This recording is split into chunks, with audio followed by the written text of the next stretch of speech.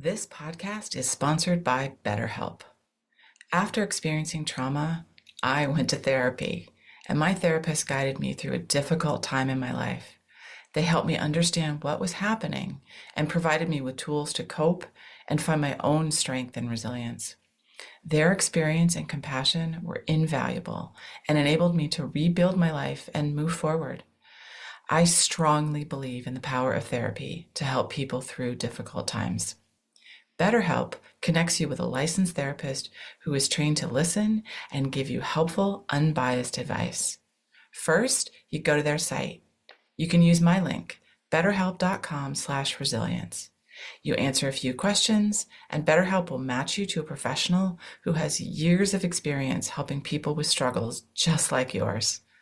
Let BetterHelp connect you to a therapist who can support you, all from the comfort of your own home. Visit betterhelp.com/resilience or choose podcast, then notes on resilience during sign up and enjoy a special discount on your first month. I also think about the investment in middle managers. We underestimate the impact of our middle managers.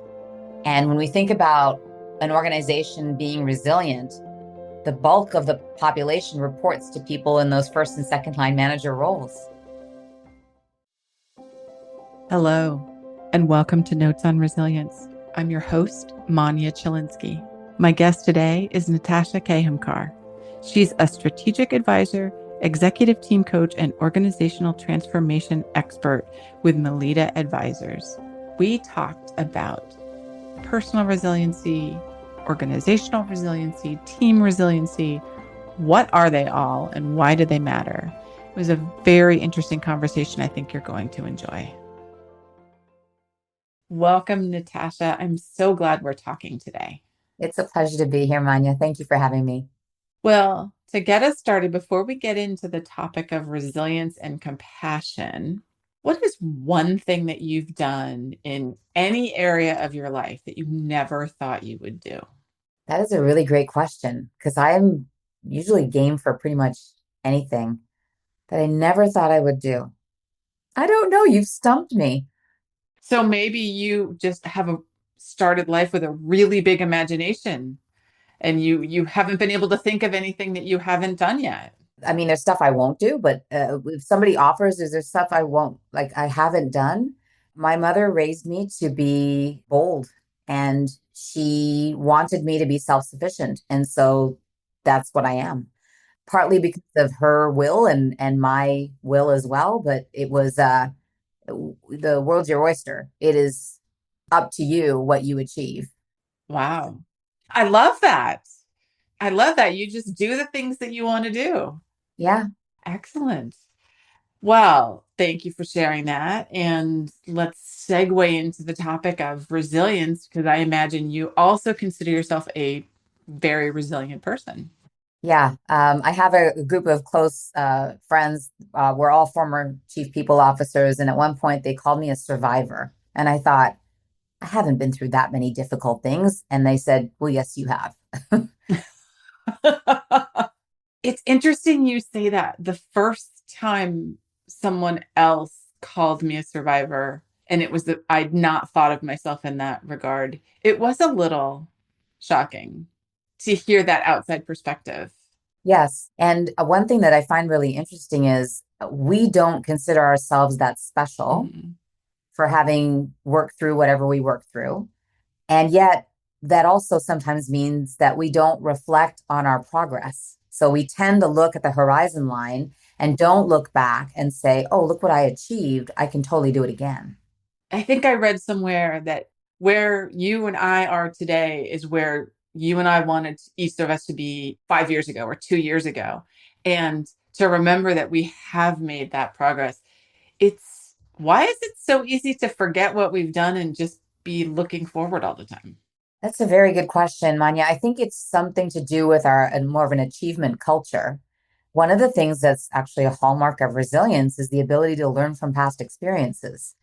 So, at least for me, speaking for myself, as I've gotten older, I am more aware of who I am and how I'm showing up. I'm more conscious of what my experiences were and how I am owning them and how I am using them in challenges that I'm facing right now, today. But it's that lack of time to reflect. I do wonder if it's a bit of a cultural construct that we have put in place, that we are always competing, sometimes with ourselves, looking ahead, looking ahead, looking ahead, and not reflecting on our learnings. What did we learn from that experience? What did we do well? What would we do differently? Sometimes we don't want to look at it. And so the analogy I have is I really do not like the statement, when life hands you lemons, make lemonade. I really believe preserve your lemons, like create preserved lemons. What do you do when you preserve lemons? You are transforming them. Rind that you couldn't eat before, you now can eat. It's got a depth to it, and there is a uniqueness to it that you don't get from eating a regular lemon. Preserving your lemons means you have to put it on the shelf for a period of time or keep it in the fridge for a period of time. So my perspective is I may not be comfortable looking at what's just happened. I may put that on the shelf for a period of time. But eventually, if I take it off the shelf and I re-examine it, there are things I can learn. There are new flavors for me to gain. So I really like that analogy. Thank you for sharing that. I also really like lemons. So both lemonade and preserved lemons are something I would be happy to have. You were talking about resilience, and you have done some work with the resilience at work model. Can you tell us a little bit, what is that? And what are you seeing as most effective in leaders today? So I really was looking at this topic of resilience at the beginning of the pandemic because all these popular publications kept saying resilience, resilience, resilience. And all we kept hearing were sleep, eat properly, go for a walk. And most of us, our work days are packed. There is no walk. Or if it's a walk, it's not a walk by myself, it's a walk and talk, right? I am on a call while I am walking with you and we are doing work. My brain is never fully in nature. That's doing a walk. The resilience at work model is it's fascinating. So it's research based, it's been published work, and it's started with research into hospital settings. And often you'll read about resilience when it comes to first responders, for example. The model identifies 7 critical elements for individual resilience, but there's also team resilience and leader resilience. And what's so remarkable about it is that there is, of course, self-care is there, but it is but one element. One of my favorite elements out of the model, which comes out of Australia, by the way, is out of these 7 components, the one that I think is talked about the absolute least is the idea of being connected. What does connected mean? It means having a sense of belonging. You are a part of a community. What do you usually see when a leader is going through major pressure and major stress? They go inside, Yes. they hibernate. Leaders will go inside of themselves, they will go inside their shell. They tend not to be as connected and as in the network as you would expect, as in normal times, as in regular times. In high pressure moments, they hide. But one of the critical components of resilience is about staying connected, staying in community, finding your network. Now, maybe if you're in a toxic work environment, your community is not your peers. That may be the case. But your community might be your network. It might be the people you've worked with in previous organizations. Maybe you get together once a quarter, like I used to with some of my former colleagues. We get together once a quarter. We're all in different places. That's how we sort of learned and kept connected to the magic that we had as colleagues once upon a time. And this was a way for us to get through difficult times in our own lives, in our own organizations, but be together with others who are there to support us and we know mean well for us. Mm-hmm. Well, that community and that connection is such an important piece of the concept of resilience. And I look at my own experiences and times when I pulled in and hibernate and sort of locked the door and kept other people out versus the times when I really reached out to people. And I can see a difference in my own response and how I feel about what the situation was that was happening.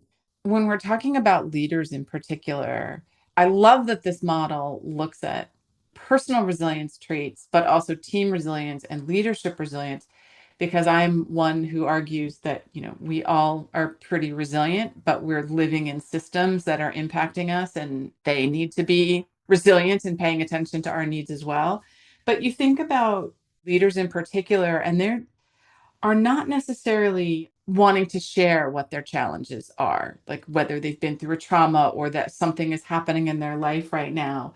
When people don't share those stories, how is that showing up in the workplace or like in the teams that we're working in?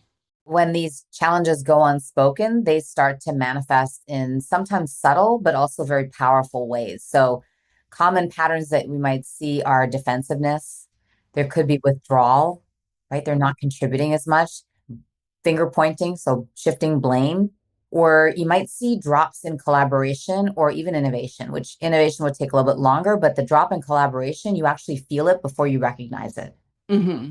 Right? And some of these lead to more errors occurring, or they lead to missed deadlines, or you start to feel a little uncertain. Can I really trust so and so with this project? All of those questions start to creep in. These are surface symptoms, is how I would describe it, but they erode trust and they erode psychological safety. And I recognize, we ask leaders to be vulnerable, but what have they spent their entire careers doing? They've spent their entire careers defending, winning, competing, being first. And now we're saying be vulnerable. And if you're a person of color, we are asking a person of color who has had to put the shields up for a long time to now drop the shields and be vulnerable. What an incongruent experience, and what an incongruent ask that we're making of leaders. And so when we think about resilience and compassion, vulnerability, it is sometimes you'll hear leaders share a vulnerability that's really, it feels kind of weak. It feels kind of like that's kind of lame. Like, seriously, that's what you're sharing. And it is a first step. When that happens, I believe when that happens, if we welcome it, if we make that person feel good for even sharing that, they're going to feel like it's safe to share a little bit more next time. It may take some time, but what we don't want is we scoff at it and they feel like, oh, well, it wasn't a big enough thing for me to raise. I didn't do that right. And so why am I going to bother sharing anything else? And that's when you see the defensiveness and the withdrawal and the blame shifting come in. Right.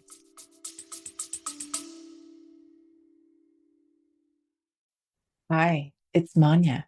You're listening to Notes on Resilience, conversations about leadership, recovery, and how we show up in the difficult moments. If something here hits home, or if you're navigating a crisis, or you're seeing something in your team you want to talk through, I'd love to hear from you. You can get in touch at my website, manyachilinsky.com. Now, back to the episode. I'm glad you pointed that out, how hard it can be to let ourselves be vulnerable, especially for people in leadership positions who have been taught that that is not what they are supposed to be doing. And, I am someone who I share my story on a stage, and I've talked about my own mental health struggles, and it took me a while to get there, but I forget that a lot is behind that. I didn't just start by standing on a stage and shouting my story. It took little steps to get there, where I said something and felt safe. In other environments, I said something and didn't feel safe, so I pulled back. So we ask so much of our leaders, because we are both saying you need to be the winner and you need to be the go-getter and you need to maybe keep certain things from us. And also, by the way, you also need to be completely vulnerable and empathetic and compassionate and pay attention to that side of it. How does anybody manage to lead anything these days? As you were speaking, I was thinking, yeah, be transparent, but don't tell me everything because I want you to exercise some good judgment. Right. Well, I want you to be firm and I want you to have a point of view, but I want you to include me in the decision-making process. Right. I know that things can't always go my way, but I'm really upset when they don't. So, right? Yes. It's like a parallel universe that we're asking these leaders to straddle, and it's very, very challenging. How does anybody lead in these scenarios? I think it's really about knowing yourself. Mm-hmm. This is something that we see in coaching, executive coaching, or even when we do our leadership development work. we ask leaders to articulate what they value, what matters to them, what their aspirations are, who they want to be known as. Like, what do you want to be known for? And those exercises often will get people to reconnect with their why, know your purpose. Like, why are you on this planet? But why are you here? Why do you do what you do? Why do you put the energy to, wake up every day, put in all the hours? Why do you do what you do? When we have people connect with that, that's when they're able to connect the way they lead to those values. But I fear that sometimes as in the go world, we disconnect from purpose and we disconnect from our why. And when that happens, that's when we do see resilience get kind of shaky. That's when we do see leadership get kind of shaky. Like, actually, that's not the kind of leader I want to be. What just happened? Right. I've lost touch with my purpose. As you were saying, I'm thinking some of that awareness comes with experience. It's so in my case, I was reasonably self-aware, but I don't think I was aware in this way until after my own experience of trauma. And I think, oftentimes we say with age comes wisdom, but it's the amount of experiences that you've had and the different experiences that you've had. And it seems as if many people are not inclined to that kind of self-examination. And I wonder, is it only when something bad happens to you or when you've gotten older and had so many experiences you can't deny it? Or is there a way to learn some of this earlier? One thing that comes to mind for me is when we think about fixed mindset and growth mindset. If we are, well, we know we can't live in growth mindset in all aspects of our lives at all times. There are moments when we're fixed mindset, like, please do not put me in a stick shift car, fixed mindset, can't do it, we'll grind the gears, we'll destroy your car. Don't make me do it. I can do lots of other things, not that. But, that's a sort of a silly example, but there are, I think, experiences that we poo poo. They are not enough. They are not important enough or big enough or significant enough. Using the term trauma, for example, it makes me think that I have to have experienced something traumatic that is objectively traumatic, that would be, somebody else would judge. But really, I think it's got to do with how you assess, how you judge. And you can choose whether or not to share what you experience. That is totally up to you. Maybe you don't feel like it's significant enough to share, but if it shaped you in some way, if it introduced a little rock in the way the stream flows, then it shaped you somehow. So I think important to at least be aware of those things, that I am shifting with awareness and intentionality. I'm not allowing things to shape me. I am shaping myself. Yes. Yes. That takes that awareness and a little bit of work sometimes, which certainly isn't always feeling like the thing I want to do, with just speaking about myself. I totally get it, and I'm with you, by the way. One of the ways that I have found to be particularly helpful in opening the door to these kinds of conversations without me having to tell you my entire life story are assessments, and I mean like validated assessments, not junk science assessments, where it uncovers in a work setting an attribute or a characteristic that I have in the way I work. That's important to how I interact with you, with my colleagues, with my team. What happened to get me to that place is up to me to share or not share. And most times I will not share it. But these kinds of assessments, when they open the door to dialogue, and I mean specifically, do not label people these permanent, negative labels of you're not good enough because you have this attribute. But it's more, okay, I understand how I'm wired. I can tell you how I'm wired. And we can together say, okay, you're wired differently. Let's anticipate that and figure out how to collaborate effectively together. I feel like assessments can be a safer way of introducing the discussion of identity and who I am at work and how I show up, how I work, especially when things are high pressure, in a way that is lower risk to me as an individual. And then we're not comparing traumas. We're not getting into a competition because it's not a competition. You have magical attributes and I have magical attributes. Let's just talk about what they are. Exactly. I'm thinking back to a time early in my career where we did assessments as a team and we talked about what that meant. And it was one of the first times that I was really seeing, oh, we are all coming at this same job from completely different perspectives. And it was so eye-opening, and which is what the managers wanted, and they wanted us to find ways to work together more smoothly, whether that happened or not. But I just recall the discussion after we all shared what our version of the assessment was, and being almost dumbfounded to think, how did I not even think about this before? How differently we're all approaching this. Right. And instead, what do? We judge each other, right? We're Yes. so busy saying, oh, that issue that whatever is some so and so is having is a fatal flaw. They are like values disrupted. They're not in sync with me. I have disdain. I have, I don't respect because they don't care as much as I do. Meanwhile, what's actually happening is they approach challenges, decisions, problems differently than I do.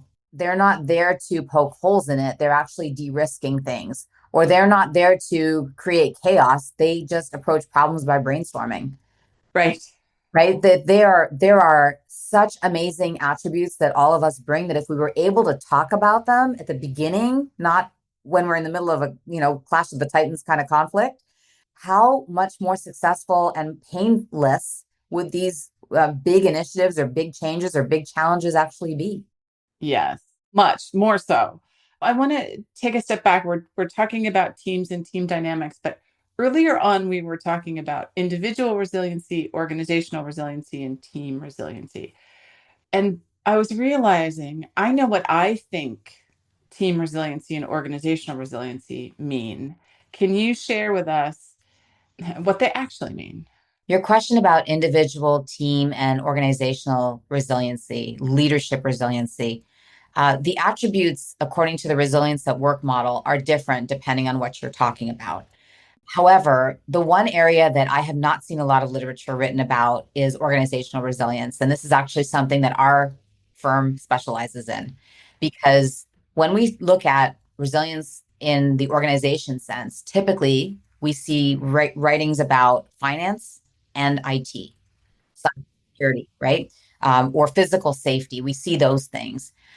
Meanwhile, when you think about getting from strategy to results all the way through execution, the thing that is most likely to fail, I don't believe it's the technology or the product or the science. It's going to be the people, it's going to be the organization.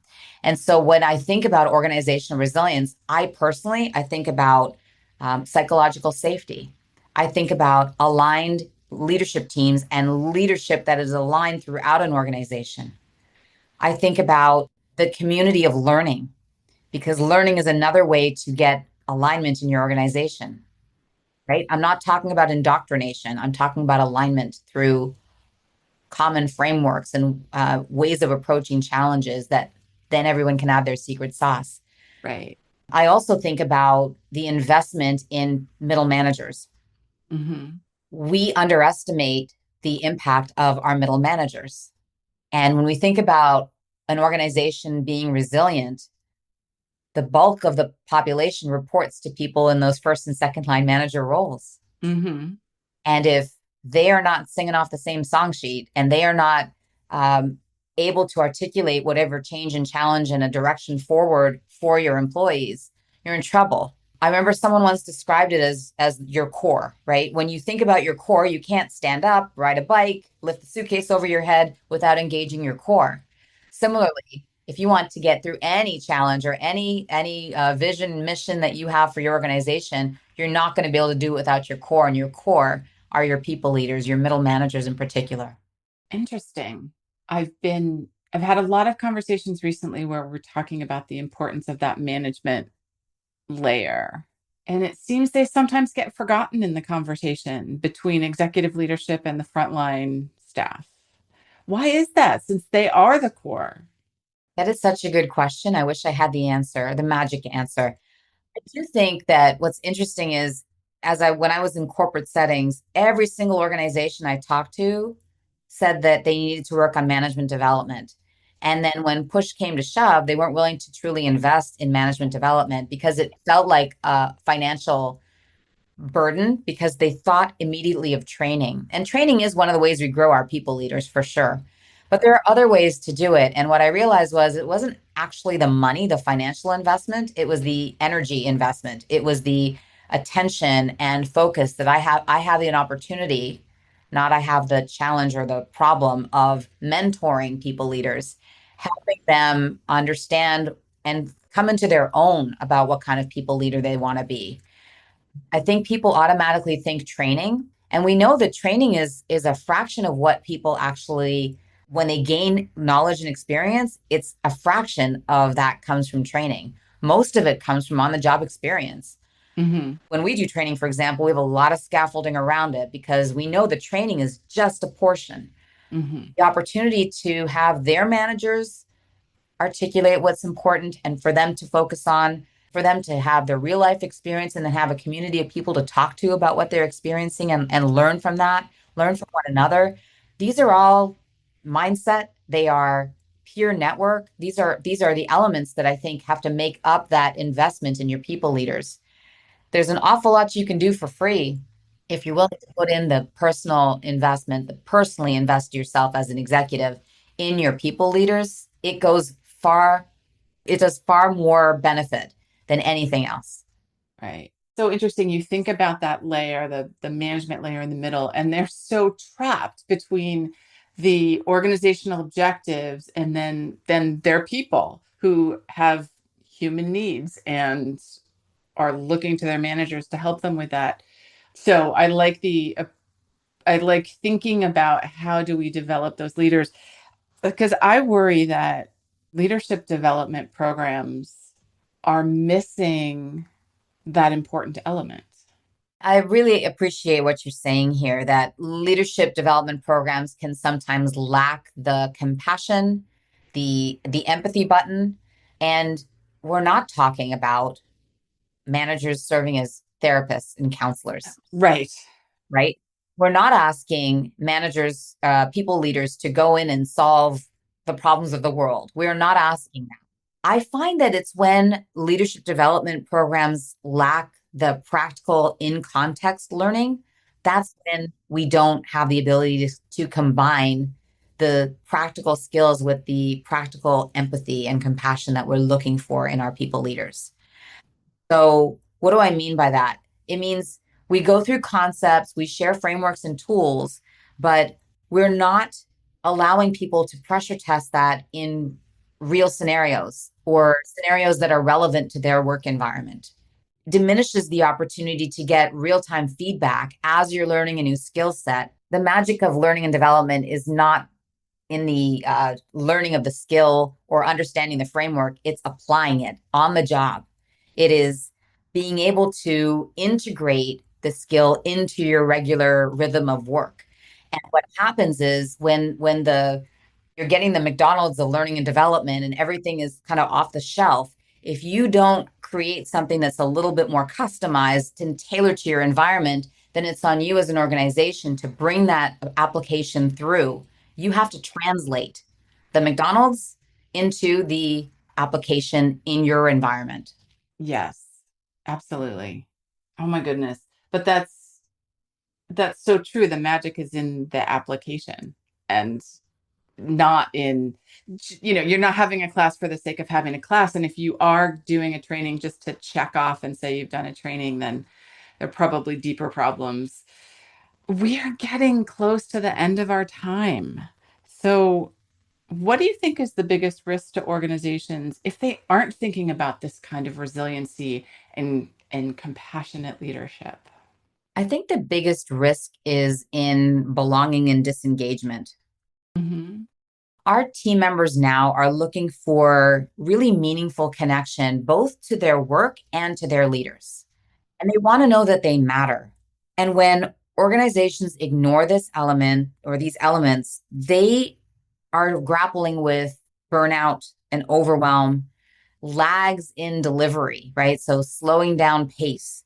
There could even be reputational harm, right? Because people can be quite vocal about their disengagement from their companies or from their job. And so it harms the reputation and it impacts who's going to want to join an organization like that. What kind of people are you attracting? Longer term, I think that is what erodes resilience. That is what erodes organizational agility, right? An ability to be nimble in the face of change. And so when I think about the risks of not embracing compassionate leadership and not embracing the opportunity, is you may feel like you're in a microcosm of a team, but there is a ripple effect through the whole organization. It does shift the culture, and you're usually not paying attention to it. Right. It will shift the culture. And I'm not talking about having a soft culture, everyone's holding hands. I'm not necessarily, that's good for some people. It's actually not great for me. That's not what I personally need, but I need to feel like I belong, that I'm wanted, that my contribution that I make, whether it's great in service of a goal or it's challenging a goal, it's challenging a way of doing things, that it's welcome and wanted, and that we together believe that as a collective, that is what's going to help advance our organization and make it even better. Right. Absolutely. Oh, thank you for that. And as we wrap up, can you share with our listeners a little bit more about yourself and your work and how they can learn more about you? My team and I at Melita Advisors, we are a strategic advisory firm, and we help organizations unlock that exceptional leadership and build future-ready teams. That's what we do. We are focused 100% on organizational alignment, because everything we do in organizations, when we are aligned, we are that much stronger. If people want to learn more about our organization, you can visit us at melitaadvisors.com. We also have on invitation only executive forums that we run on specific topics. These are small curated conversations that we do on Zoom in a virtual room.